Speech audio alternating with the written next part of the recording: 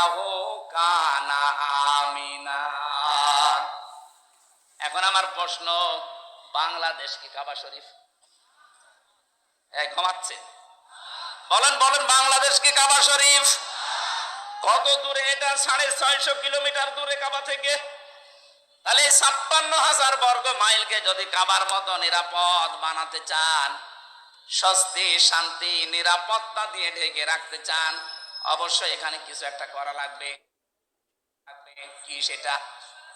সূরা নাম 82 নাম্বার আয়াত, 7 নাম্বার পারা, 17 নাম্বার পৃষ্ঠার প্রথম নাম্বার লাইনে আল্লাহ দিয়েছেন, আল্লাযীনা আমানু ওয়া লাম ইয়ালবিসু ঈমানাহুম বিযুলমিন উলাইকা লাহুমুল আমনু ওয়া হুম মুহতাদুন। আল্লাহ পাক বলেন, যারা ঈমান আনবে আর ঈমানের সাথে জুলুমকে মিশ্রণ করবে না। এখানে জুলুম মানে শিরিক।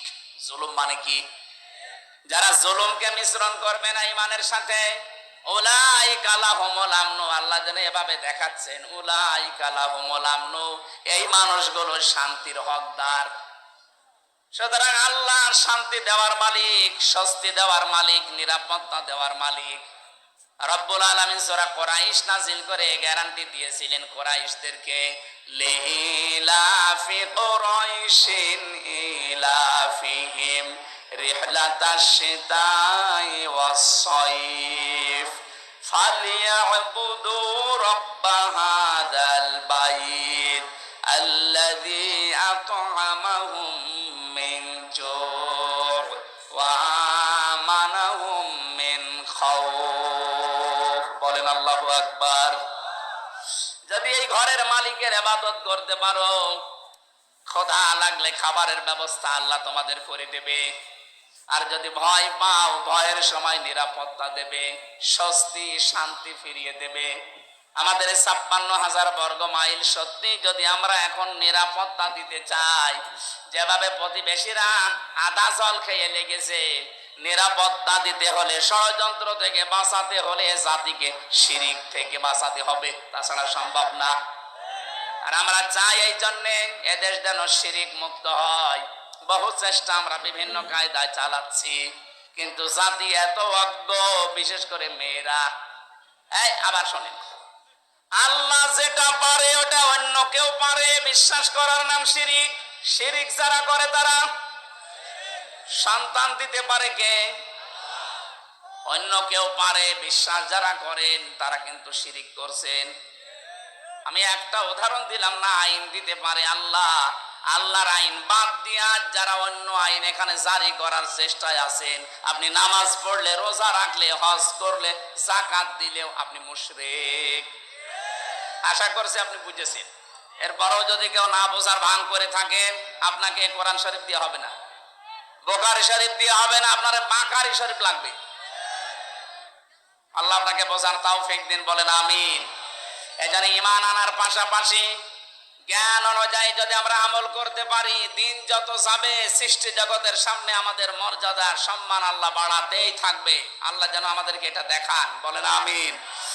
কোরআনে কারীমের সূরা মুতাফফিফিন, এখান থেকে মাত্র 3-4টা আয়াত আমরা তেলাওয়াত করেছি তাফসীর আকারে। আপনারা সেই মাগরিব থেকে বসে আছেন তো, আমি দেখতে পাচ্ছি অনেকে ওঠাউঠি করছে। এটা পেশাব পায়খানার ব্যাপার আছে, আবার অনেকের বিড়ির নেশা আছে। বিড়ি খাওয়ার যাদের নেশা আছে, এই মানুষগুলো তো উঠবে, এদেরকে আপনি ওয়াজ করে ঠেকাতে পারবেন না। সুতরাং যাদের পেশাব পায়খানা, বিড়ি খাওয়ার খুব নেশা লেগেছে, আপনি খেয়ে আবার চলে আসবেন। একেবারে চলে যাবেন না, খেয়ে আবার চলে আসবেন। আসবেন তো ইনশাআল্লাহ। আমরা কোরআনে কারীমের সূরা মুতাফফিফিন, এই খুব ভালো করে শুনবেন, এটা একটা আমাদের সামাজিক জীবনের কাজ। আল্লাহ পাক বলেন মুতাফফিফিন মানে কি? যারা নেওয়ার সময় বেশি করে নেয় আর দেওয়ার সময় ওজনে কম দেয়, এ মানুষগুলোর ধ্বংস কামনা করেছে আল্লাহ নিজে, বলেন নাউজুবিল্লাহ। আজ আমাদের পরিবার, সমাজ আর রাষ্ট্র এই ওজন কম বেশি এইটার কারণে ধ্বংস হয়ে যাচ্ছে।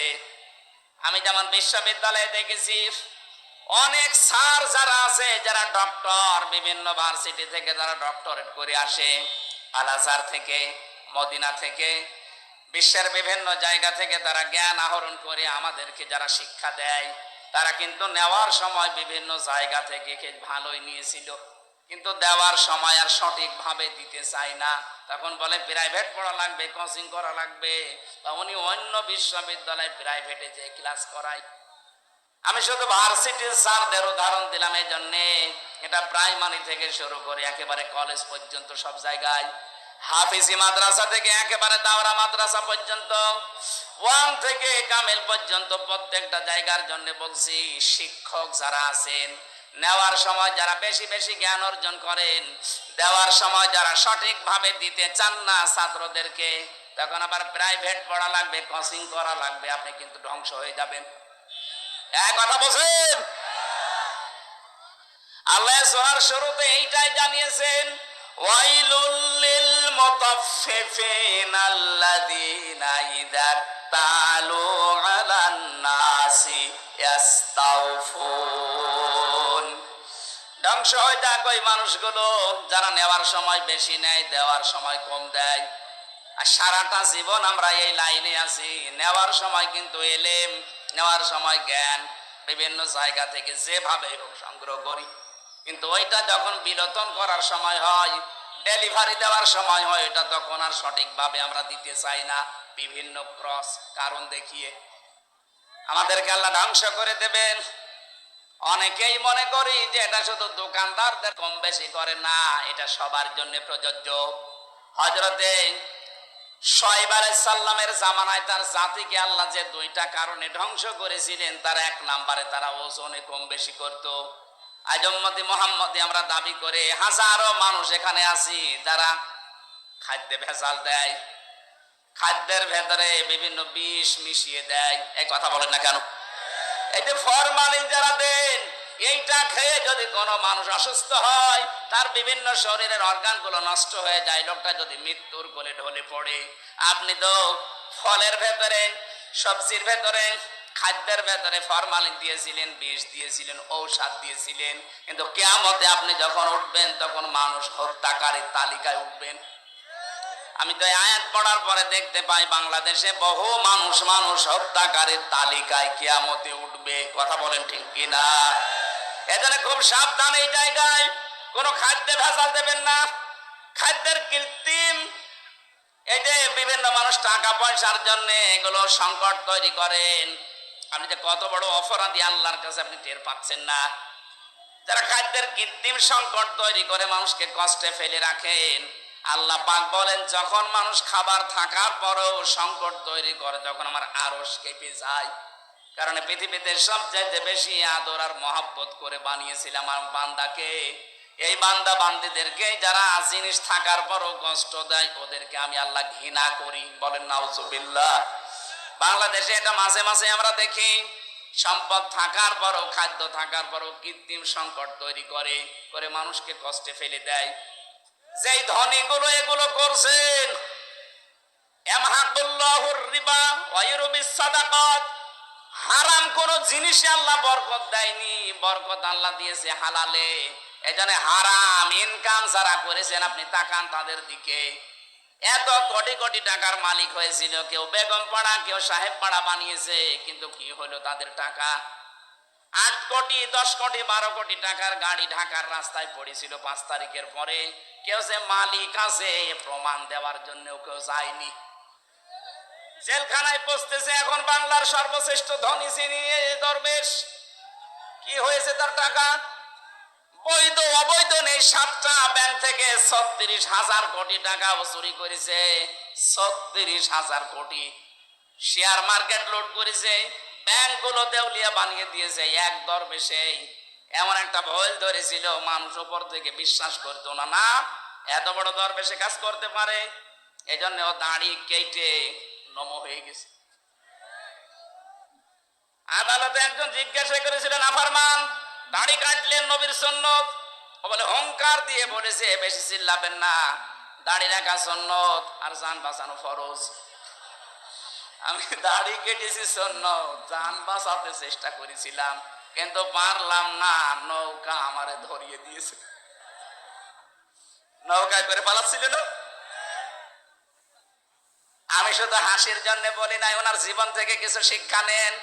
বাংলার শ্রেষ্ঠ ধনীর তালিকায় ওনার নাম সালমান এফ রহমান দরবেশ বাবা। এখন শুয়ে আছে মাটির বিছানায়। হারামে আল্লাহ আপনাকে আরাম দেয়নি। সত্যি কথা বলতে আল্লাহ এই বিষয়টাকে গুরুর বলে দিয়েছেন। আমি হুজুরকে বলছি, আমাল হায়াতুদ দুনিয়া ইল্লা মাতাউল গুরুর। ও বাংলার মানুষেরা, দুনিয়ার জীবন কিন্তু গুরুর। গুরুর মানে ধোঁকা। আপনি কি মনে করেন যে আপনার ছেলে মেয়ে আপনাকে খুব ভালোবাসে? কে বলেছে আপনাকে? আপনার বউ আপনাকে খুব ভালোবাসে। আজকে বাড়িতে যদি একটু মরার ভান করে বলেন যে আপনার স্বামী তো মারা গেছে, যে খাটের উপরে আপনি থাকেন, এই খাটের নিচে তাকে আমরা মাটি দেব, আল্লাহর কসম এ দেশের কোনো বউ রাজি হবে না। ওই জিনিস রেখে আমি জিন ভূতের কামড় খাবো? দেখেছেন কি ভালোবাসা আপনার জন্য? আপনার সন্তান, আপনার মা বাবাও ধোঁকা, আপনার মা বাবাও আপনার জন্য ধোঁকা। অনেকে মা বাবার মুখে হাসি ফোটাতে, ছেলে মেয়ের মুখে হাসি ফোটাতে, স্ত্রীকে সুখে রাখতে হালাল হারাম দেখে না। বাবা শাহজালাল, সব হালাল। কি হবে জানেন আপনি? আমি বাস্তব বলছি।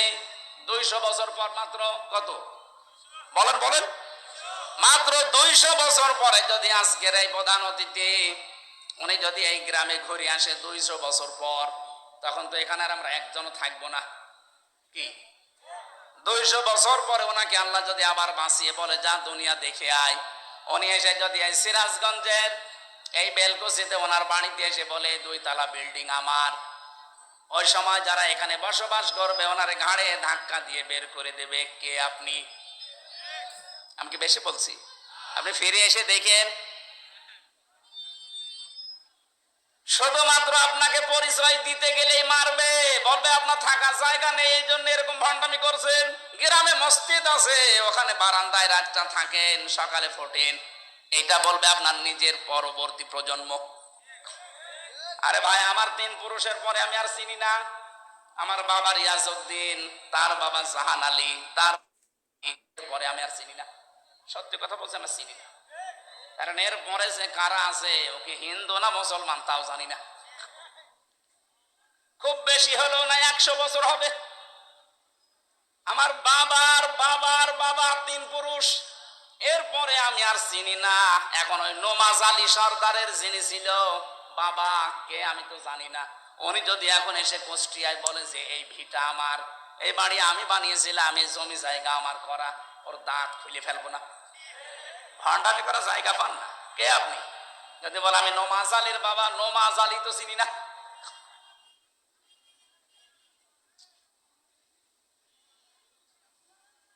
দুনিয়ার জীবনটা সত্যিই কিন্তু ধোঁকা। এই জন্য হারাম অবৈধ ইনকামের পথে যারা পা বাড়িয়েছেন আপনি থামেন, নয়তো কিন্তু এইটাই আপনার কাল হয়ে দাঁড়াবে। আরে ভাই, মানুষের জীবন তো সফল ওই লোকটা ফামাঙে সহসিহানিন নার ওয়া উদখিলাল জান্নাতা ফাকাদ ফাজ। আল্লাহ পাক বলেন ওই লোকটার জীবন সফল, সাকসেস, যাকে আমি আল্লাহ আস্তে করে জাহান্নামের কাজগুলো ছেড়ে দেওয়ার তৌফিক দেই, আর আস্তে আস্তে জান্নাতের কাজের দিকে এগিয়ে দেই। এটা এক অর্থ। 2 নাম্বার অর্থ হচ্ছে যাকে কিয়ামতে আমি আল্লাহ জাহান্নামের আগুন থেকে মুক্ত করে জান্নাতি বলে ঘোষণা দিয়ে দেব, এই লোকটার জীবন সফল। কোরআনে কারিমে আল্লাহ ইসকাউনা মির রাহিকিম মাখতুম খিতামুহু মিসক ওয়া ফি যালিকা ফালিয়াতানাফাসিল মুতানাফিসুন। জোরে বলেন আমিন। রব্বুল আলামিন জানিয়েছেন ইসকাউনা মির রাহিকিম মাখতুম। রাহিক শব্দের শাব্দিক অর্থ হচ্ছে শরাব, মদ। আল্লাহ পাক এমন মদ তোমাদেরকে পান করাবেন, এমন শরাব এই মদের বর্ণনা আল্লাহ দিয়েছেন খিতামুহু মিসকন, মিস্ক আম্বর দিয়ে যার মুখটা আটকানো থাকবে। আজ পর্যন্ত ওই মদের বোতল কেউ খোলে নাই। মদের বোতল এমনিতেই গন্ধ হয়ে যায় যদি আটকিয়ে রাখেন কোনো জিনিস, এটা পৃথিবীর নিয়ম। পৃথিবীর কোনো জিনিস যদি কেউ এক জায়গায় রেখে দেয়, যত দামি জিনিস হোক, ওটা নষ্ট হয়ে যাবে। আপনি পানি এক জায়গায় রেখে দেন, দেখেন গন্ধ হবে, পোকামাকড় তৈরি হবে, দুর্গন্ধ বের হবে, কথা বলছে না কেন, পছন্দ ধরে যাবে। লোহা লক্কড় এক জায়গায় রেখে দেন, দেখেন জং ধরবে, মরিচা পড়বে, আস্তে আস্তে নষ্ট হয়ে যাবে। পৃথিবীর নিয়মই এইটা, কোনো জিনিস এক জায়গায় রাখলে ঠিক থাকে না, আর মুখ আটকালে তো ওটা আগে নষ্ট হয়ে যায়। আল্লাহ পাক বলেন একটা মেয়াদ আছে, এরপরে ওটা ঠিক থাকে না। সে বোতল জাত বলেন আর যাই বলেন, আল্লাহ বলেন আমি এমন মাখতুম দিয়েছি, খিতামুহু মিস্ক, এটা আমি মেশকে আম্বর দিয়ে মুখটা আটকিয়ে দিয়েছি।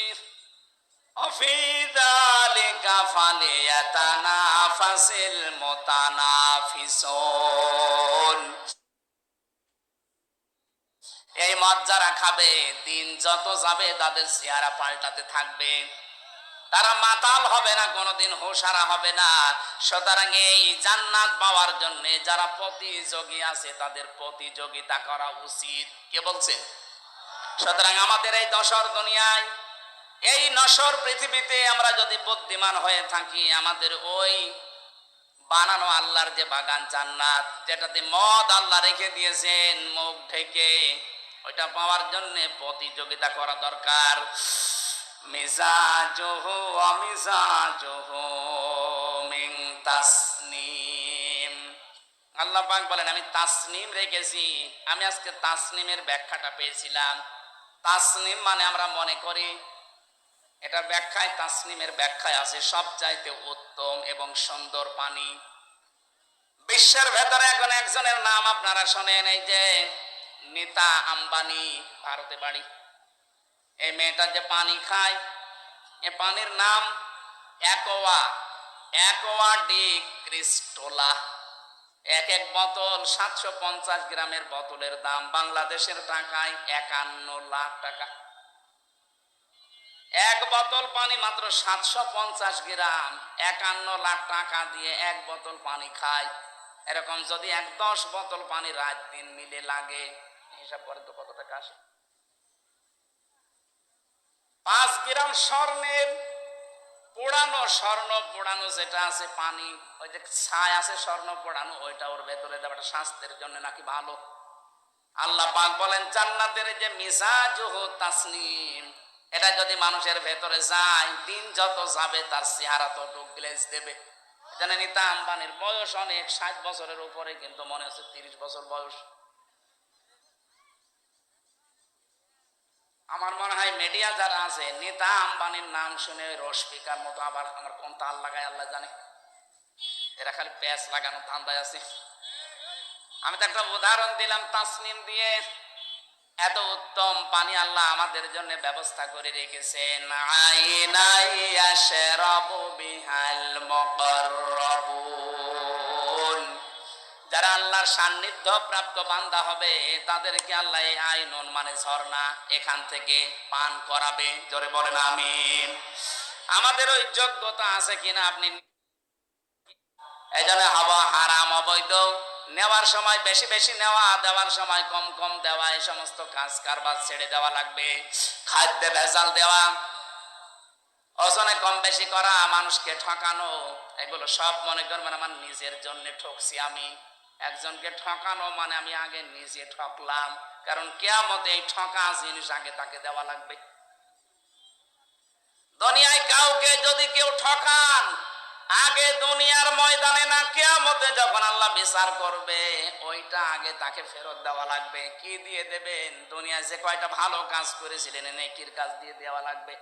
এজন্য সবচাইতে বড় আহাম্মক ওই লোকটা, যে লোকটা মানুষের ক্ষতি করে আনন্দ পায়, অথচ এইটার দ্বারা তার নিজের ক্ষতি হয়। আল্লাহ তুমি আমাদেরকে সহজ ভাবে এটা বোঝার তৌফিক দেন, বলেন আমিন। আপনার দ্বারা যদি কারো উপকার নাও হয়, দুনিয়ায় যেন কারো ক্ষতি করবেন না, কারণ ক্ষতি করা মানে নিজের পায়ে কোড়াল মারা। হযরতে হাসান বসরি রাহমাতুল্লাহ আলাইহি উনি একজনের কাছে ফলের ঝুড়ি সাজিয়ে সাজিয়ে পাঠিয়ে দিলেন। লোকটা ফলের ঝুড়ি জিজ্ঞাসা করছে, কে পাঠিয়েছে? বলে হাসান বসরি। জিজ্ঞাসা করে, কেন? আমি তো তার নামে বদনাম করলাম আর সে আমার জন্য ফলের ঝুড়ি পাঠিয়েছে। ডাক দিয়ে বলে, আল্লাহর বান্দা, সে খুব ভালো করে জানে আপনি যে বদনাম করলেন ওই দোষ সে করে নাই। যে দোষ লোকটা করে নাই ওই দোষের বদনাম যদি তার নামে কেউ দেয়, অমাইয়া কিসেবে খতিয়াতান আও ইসমান সুম্মা ইয়ারমি বিহি বারিয়ান ফাকাদ হিতামালা বুহতানা ওয়া ইসমান মুবিনা। সূরা নিসা 112 নম্বর আয়াতে আল্লাহ জানিয়েছেন, পৃথিবীতে এমন অনেক আহাম্মক মার্কা মানুষ আছে, নিজে অন্যায় করে, নিজে দোষ করে, অপরাধ করে, আর এটা একটা নির্দোষ ভালো মানুষের মাথার উপরে চাপিয়ে নিজে ভালো সাজে। এ যেন প্রকাশ্য পাপের বোঝা বহন করে নিয়ে বেড়াচ্ছে। এটা যদি সত্যি আল্লাহ আজকে আমাদেরকে দেখাতো, এদেশে বহু মানুষ রাস্তায় বের হতে পারতো না।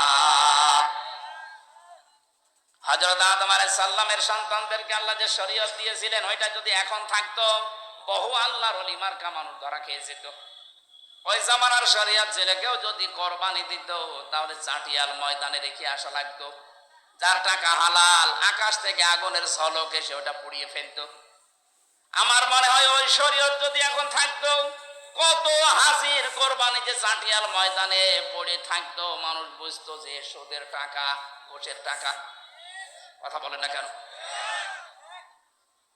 নাকি এলাকায় সুদ বন্ধ হয়ে গেছে? এই যে যারা টাকা ছেড়ে রাখেন, মাসে মাসে টাকা আসে, 1000 দিলে 100 টাকা করে বেশি দেয়, এটা এলাকায় নেই? এটা মায়ের সাথে জেনা করার গুনাহ হচ্ছে। কে হুজুর বলেন আপনাদের? কেন ওনার কথা মানা যায় না? কিয়ামতে যেদিন ধরা খাবেন বলবেন, আল্লাহ আমাদের কাছে কেউ আসেনি, ওই লোকটা দাঁড়াবে তখন ডাক দিয়ে বলবে, সুদ ওরা খেয়েছে, আমি নিষেধ করার পর ওরা শোনে নাই। এই জন্য যারা এই কাজ করছেন, যেহেতু এতদিন না জেনে হয়তো খেয়েছেন, এখন থেকে ছেড়ে দেওয়া লাগবে। মায়ের সাথে জেনা করার এই গুনাহ আজকে থেকে আর করা যাবে না, বন্ধ হওয়া লাগবে। যারা টাকা ছেড়ে রেখেছেন, টাকা আসে, এই ব্যবসা কারা কারা বন্ধ করবেন? হাত তোলেন। ও এলাকায় আছে, হালকা পাতলা আছে, বেশি না, ঠিক আছে, আপনারা চালান।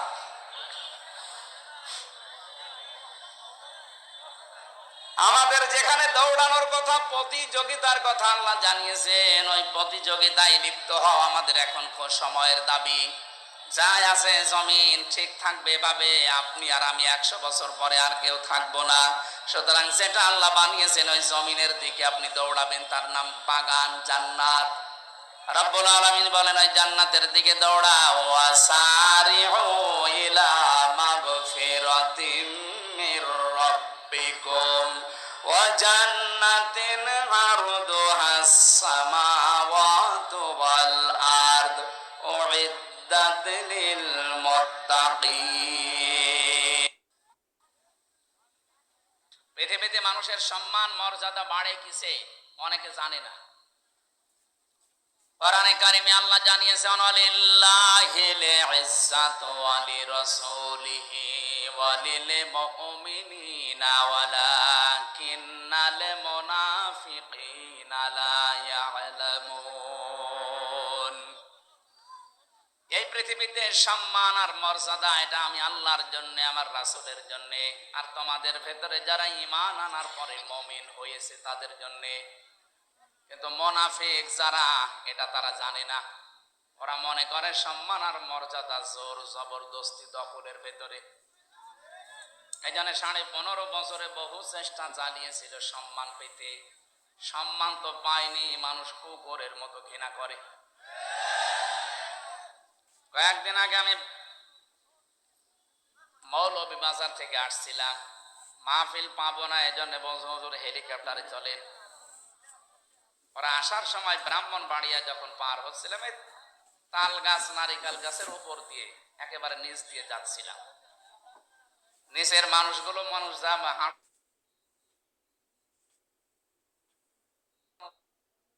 হেলিকপ্টারের যে হুক আছে, কি টান দিলে খুলে পড়ে যাবো, এখানে হাত দেওয়া যাবে।